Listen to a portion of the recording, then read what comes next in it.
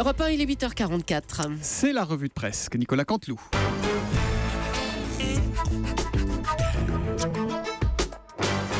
C'est presque de l'info, c'est la revue de presse de Nicolas Canteloup. Et ils sont encore dans le studio, François Fillon bien sûr, face à Fabien Amias. Alors, François Fillon, vous disiez à l'instant à Thomas Soto que vous ne donneriez pas la liste de vos futurs ministres parce qu'il y a une autre urgence. C'est parce qu'en fait, finalement, vous n'avez personne autour de vous. Non, écoutez, monsieur Amias, s'il y a bien des postes qui sont convoités, c'est bien ceux de ministres, croyez-moi. Bah alors, je sais pas, dites-nous qui. Oh, les gestes. Non, mais écoutez, il y a des noms. Je sais que vous aimez les scoops, monsieur Amias. Parlons de Bruno Retailleau, de Retailleau Bruno, de Kevin Retailleau, Brigitte Retailleau, Sébastien Retailleau, Kiki Retailleau, le chien de Bruno Retailleau. Alors, si par cas, François Fillon, vous n'étiez pas au second tour, est-ce que, pour qui, véritablement, vous vous positionneriez ? Vous savez, monsieur Amias, je ne réponds jamais à ce genre de questions. Ce sont des questions à la con auxquelles je ne réponds pas. Alors là, je suis pris au dépourvu, donc je vais improviser une question. Alors d'accord, alors je la reviens dans ma musique. Si vous étiez au second tour, est-ce que vous penseriez finir dans le trio de tête ? Non, je réponds pas aux questions à la con, je vous l'ai déjà dit, Amias. En tout cas, vous aimez le combat. J'aime le combat, mais surtout j'aime ma femme et j'aime les fringues.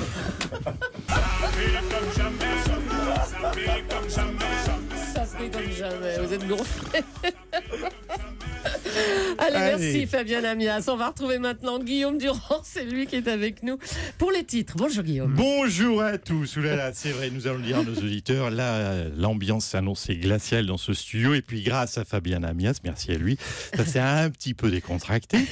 Néanmoins, dès qu'on dit Fillon et humour, curieusement, en ce moment, tout se glace. Et oui, François Fillon, finalement, vous êtes un petit peu notre reine des neiges. Bon, en même temps, la Reine des Neiges, elle est libérée, délivrée. C'est peut-être de très bon augure pour une future mise en examen. Allez, j'arrête, je vais pas, vous avez compris, tailler un costard, j'ai pas les moyens, ça coûte trop cher. En tout cas, François Fillon, eh bien là, il reste pour votre chronique, cher Guillaume. C'est une petite parenthèse de détente. C'est très gentil, exactement. En plus, François Fillon a beaucoup d'humour et d'autodérision. On se fixe néanmoins un objectif, je le dis à toute la rédaction d'Europe 1, un objectif, cher Thomas Joubert, raisonnable, de 3 rires de François Fillon en 10 minutes. C'est jouable, hein. Chaque rire sera marqué par ce jingle. Voilà. La règle du jeu est fixée. D'accord, mais on tient les comptes. On vous écoute pour les titres, Guillaume. Ton Tati t'a quitté après presque 70 ans d'existence. Le magasin Tati pourrait en effet fermer ses portes. Du coup, où on va s'habiller du coup, Enfin, je parle bien sûr pour Thomas Soto, parce que François Fillon est moins concerné apparemment. Non, on va parler, rassurez-vous, cher François Fillon, des affaires. On a dit pas les habits aujourd'hui, promis. Juste une chose, François Fillon, votre pote qui vous offre des costards, il pourrait pas offrir juste une chemise non froissée à Thomas Soto. Regardez ce col, ça n'a pas d'allure, pardonnez-moi Thomas. D'ailleurs, petite parenthèse à propos d'affaires, nous, Europe 1, ça ne nous a pas, on vous le dit franchement, pas du tout choqué que Pénélope soit payée pour trier juste le courrier, parce que nous, on va tout vous dire, on a Julie qui est payée juste pour donner. Là. Oui, un rire, c'est bien noté. Thomas Joubert va faire les comptes. On sommes à un rire plus que 2, un objectif de 2. Allez, on va parler, pour changer un petit peu de sujet, on va parler football avec une pétition, vous savez, qui a été lancée à Madrid pour que l'on rejoue le match PSG-Barça. Bon, une deuxième pétition a donc été créée par les joueurs du PSG pour qu'on ne rejoue pas le match. Ah oui, parce que se faire humilier 2 fois de suite, c'est pas une bonne idée. Finalement, c'est comme Juppé quand on lui a proposé d'être un plan B. 2 branlées consécutives, c'était trop pour lui. Non, demi-rire, demi-sourire, moyen, non, pas validé par Thomas Joubert. Mais bon. En parlant de Juppé, on va peut-être y arriver. C'est vrai que les vestes de François Fillon coûtent pas loin de 5 000 €, mais n'oublions pas qu'à la primaire de la droite, Alain Juppé s'est pris une veste à 9 millions d'euros. Voilà, à vous juger. Merci Guillaume. Le JDD révélait donc hier qu'un riche ami avait offert pour 48 500 € de vêtements à François Fillon, ce qui est parfaitement légal. Nicolas Sarkozy, bonjour et bienvenue. Bonjour à tous. Merci de m'accueillir, Monsieur Soto, Mme Polony, Mme Leclerc, M. Choupert. Bonjour François. Notez que François a bonne mine, hein. Pour un gars qu'on a assassiné la semaine dernière, je trouve plutôt en pleine forme. C'est un peu coincé là, un peu comme oui, bon, mais pas de jingle, mettez pas le jingle, ça ne le fait pas marrer. Alors, Luc Châtel s'est mis très en colère. Il a déclaré: les Français ont le droit d'avoir une vraie campagne. Et ça vous met en colère, vous aussi, Monsieur Sarkozy? Mais vous savez, Mme Julie, c'est vrai, quand je trousse le nez comme ça, c'est que je ne suis pas d'accord. La jalousie des gens, c'est terrible. Bon, c'est vrai que François a poussé le bouchon un peu loin. C'est vrai que je vais vous dire faire une confidence. Le prix de ses chaussettes, c'est le prix de ma Rolex. Oui. Bon, en même temps, si les Français voulaient un président mal habillé, fallait voter José Bové, hein, franchement. Qu'est-ce qu'il y avait, monsieur, habillé comme on va faire des paysans. Non, si vous voulez un président avec la cravate de travers, comme Hollande, c'est ça que vous voulez? Non, je le dis franchement, Mme Polony. Est-ce qu'on imagine un instant le général de Gaulle qui s'habille chez Kiabi? Allez, non. Merci ça, Nicolas Sarkozy. Le JDD a donc publié un article hier dans lequel François Fillon est une nouvelle fois ciblé. Franz-Olivier Gisbert, vous êtes éditorialiste au Point. Bonjour. Bonjour.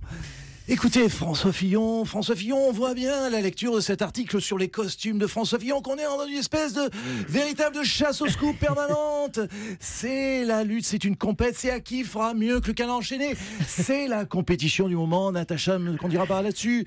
Fillon, c'est la marque qui fait vendre du papier. Franchement, on n'en sort pas grandi. Les journalistes, vous voulez dire? Mais non, nous au Point au magazine. Oui, c'est que je suis éditorialiste au Point parce que j'ai toujours pas mon scoop sur François Fillon. Il faut que je vende, moi, Mme Julie. Vous savez, ça dit, je vais vous faire une confidence. Je tiens peut-être un scoop, et grâce indirectement à vous, Europe 1. Ah, bah dites-nous alors, Franz-Olivier. Parce que j'ai vu, de mes yeux vus, François Fillon, près de la machine à café, recevoir un prêt de 1 €.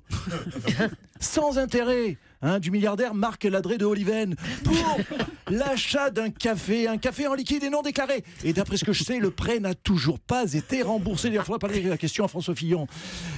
Bah oui, non, mais vous êtes déçus. Bah attendez, on peut pas avoir toutes les semaines des révélations de haut niveau. Eh bien, on vous laisse alors. Merci, Franz-Olivier Gisbert. Alors, votre adversaire principal, c'est Emmanuel Macron, qui engrange de nombreux soutiens. Monsieur Macron, tout le monde vous rejoint. Pourtant, il n'y a pas de mesure très forte dans votre programme. C'est faux, Jules Leclerc. Mes grandes mesures ont été très claires. Quelles sont-elles? Tout d'abord, je ne toucherai pas aux retraites. Ensuite, priorité à l'emploi des seniors. Concernant la santé, un grand plan pour le 3e âge. Et enfin, concernant l'éducation et l'école, encadrement des élèves par des doyens. Pardon, mais il n'y a que des mesures pour les personnes âgées, là, dans votre programme. Écoutez, il faut avoir une politique réaliste. Quels sont mes soutiens? Lynn Renault, 88 ans. Pierre Berger, 86 ans. Geneviève de Fontenay, 84 ans. Robert Rue, 70 ans. Le plus jeune, c'est Bertrand Delanoë, qui a 66 ans. Je suis un aimant à vieux. J'attire encore plus que le 3e âge que question pour un champion. Il faut bien que je m'adapte, Madame Julie. Bon, ben on vous comprend. Merci beaucoup, Monsieur Macron. François Fillon était en meeting à Besançon jeudi dernier et le candidat s'est décrit comme un rebelle que le système n'arrêtera pas. Jean-Pierre Raffarin, vous pensez vraiment que le mot rebelle est bien choisi par François Fillon pour se définir? François le sait, c'est un rebelle. Une fois, vous savez, j'ai vu pas plus tard qu'il y a 10 jours, j'ai vu François arriver chez moi sans cravate. C'est un rebelle, sans cravate. Hier, il faisait très beau, vous le savez. Eh bien, François est arrivé avec un pull négligemment posé sur ses épaules sans l'avoir noué préalablement. C'est un fou, c'est un déglingo, c'est un punk, c'est un zazou, c'est Iggy Pop, François Fillon. Alors je vous le dis, il n'a pas peur de vous, journalistes. Oui, il n'a pas peur de vous, les journalistes. Oui, ils vont me regarder, il n'a pas peur de vous. Oh, les journalistes, je fais huer les journalistes. Oh, les journalistes. Oh, Chiot Soto, oh, Chiot Enthoven. Bologna, si tu savais, tes chroniques, on se les met. Calmez-vous, Monsieur Raffarin, ça suffit. Allez, on reçoit maintenant Alain Juppé, qui a fait preuve de fidélité en envoyant ce tweet, je cite: « J'envoie ce matin mon parrainage à François Fillon, même simple passager, je ne quitte pas le navire dans la tempête. » Bonjour Alain Juppé. Oui, bonjour. Écoutez, bonjour à François, ravi de te voir. Oui, vous pouvez brancher la sonnette à Vannes en régie, c'est pas moi qui vais vous faire marrer, je vous le dis tout de suite. Alors, vous ne quittez pas le navire républicain, monsieur Juppé. Hein. Oui, enfin le navire, il faut le dire vite, le navire, le rafio, le canot de sauvetage, la chaloupe, le radeau de la Méduse. Pourquoi vous croyez que François Fillon peut gagner? Écoutez, ouvrez les yeux. Il y a des creux de 8 mètres, des vents contraires. Le capitaine Fillon va nous montrer qu'il nous mène à bord. Écoutez, à bon port, pardonnez-moi, il ne doute de rien. Il est sur le radeau de la Méduse, François. Il est persuadé qu'il va gagner le Vendée Globe. Eh ben voilà. C'est la réalité. Merci, monsieur Juppé. Et puis chaque jour, il nous narre une affaire criminelle. C'est Christophe Ondelat. Ondelat raconte. Pénélope. L'affaire Pénélope. Ah non, Christophe, on a dit qu'on n'en parlait pas. Laissez-moi Mais finir. il y avait une bonne ambiance, là, on a dit... Laissez-moi finir. L'affaire Pénélope. L'affaire Pénélope Cruz. Ah,